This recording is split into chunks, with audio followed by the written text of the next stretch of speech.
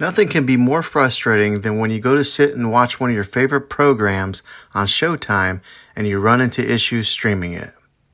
Well, in today's tech video, I'm going to show you how to fix Showtime if it isn't working on your Roku TV.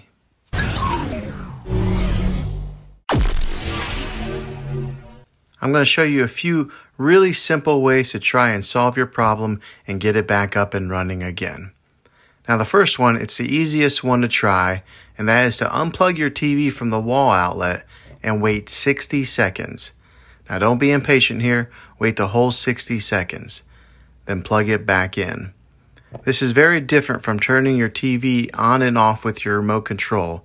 This is what we call a hard reset of your TV. So make sure you do this method. If that doesn't work, then find your router that is giving you Wi-Fi and unplug the power to that for 60 seconds. Then plug it back in. If that fixes your problem, great. If not, let's move on to the next method. And that would be to try deleting the Showtime app on your TV. Go to wherever the app store is located on your system and remove the app altogether. Then reinstall the Showtime app again. After you reinstall it, you might have to log back in with all your credentials, but hopefully this worked.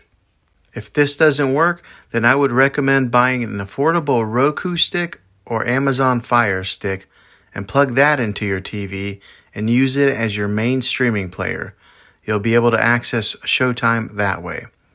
I'll put links in the description down below of where you can get one. Well, hopefully this video was helpful to you. If it was, go ahead and throw a thumbs up on it.